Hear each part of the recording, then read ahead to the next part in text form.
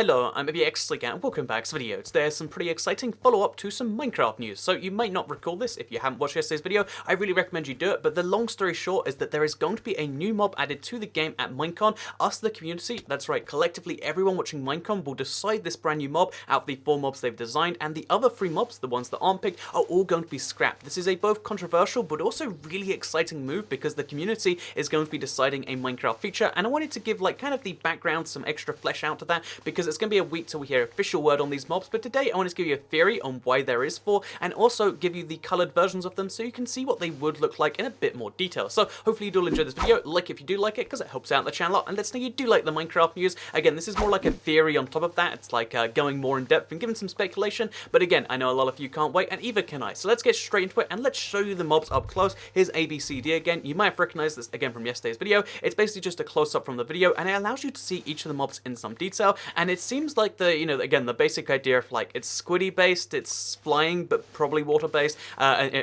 Sorry, squid is A, and then flying but water based is B. C is some form of land based mob. A lot of people seem to agree with, and then D is like a blaze mixed with a witch. Some people say a penguin, but you know, it looks like some ridiculous mob mixed with a blaze. Most people are on board with that. So now that we know roughly what these 4 things are, that's kind of enough by itself. Like, oh yeah, so I guess we know that there's going to be one of 4 exciting mobs, and they all do different things. But actually, one of the theories about this, and I read this from a subreddit, so also these images come from there. So big thank you to r/Minecraft, because it really inspired me to think about this more myself. Because on the subreddit there was a theory that like the reason that they designed 4 mobs and only want to add 1 is because all 4 mobs are going to serve the same purpose. Because you can easily look at each of these mobs and give them an entirely different purpose. Again, you can say they're all going to be in different biomes, you know, like water, above the water, somewhere in a desert or jungle, and then the nether. But what you could also do is you could say they're all going to fill that same purpose in the same biome, or a similar purpose in the same biome, because they all look like they're probably hostile-ish mobs. I mean, besides B, they all look like they're probably going to be aggressive in some way. So, you know, presumably they're all hostile mobs, and presumably also one of the things that the game has been lacking, and I think everyone's on board with, is water-based content, underwater content where there's something going on under there.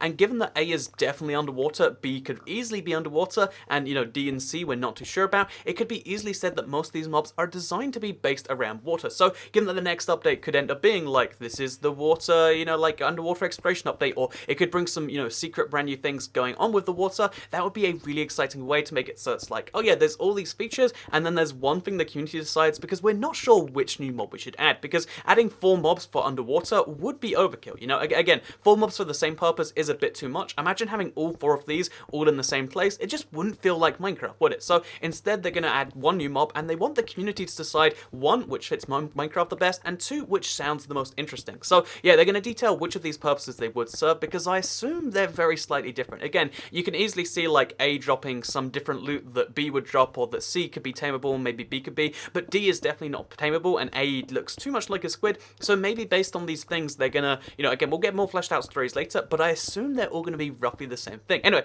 so you might be curious here, because you're like, I want to see these mobs in colored so you can, to maybe help me sell the theory better. So here you can see, first of all, here is mob B. So this is the flying thing above the water. As you can see, it looks like it's a water bat thing right there, and again, it's like a really thin mob, so it's hard for it to get a grip on, but that's what it would look like. Again, you can almost be certain that's blue, and almost certain it's to do with water. The second mob is this weird, like, again, to me it looks like a horse with a massively oversized head and a tiny body, but you could see that being like an ocean walker. Imagine that being at the bottom of the ocean. And then if you want to see like an entirely different design, so this comes in from Jacaria YT. Again, this is like a crazy impressive thing, so good job. As you can see, he's got like a detailed kind of breakdown, where he colorizes them, and then he has a detailed breakdown of what they all look like. So yeah, let's first of all point out here that yeah, you can see they all could easily be underwater. You know, the baby lizard thing, lizards, you know, they're not known for not being underwater. Obviously the one for D is inaccurate, because if it was fire, that wouldn't make too much sense underwater, but you could easily see it being like, oh yeah, well, instead of being a nether thing, it's going to be blue colored, and it's going to be like the water equivalent of a blaze. So there could be a new structure, like, you know, like whatever it is, you know, it's probably not going to be too big because we have the ocean monument, but there could be a brand new structure, and it could be guarded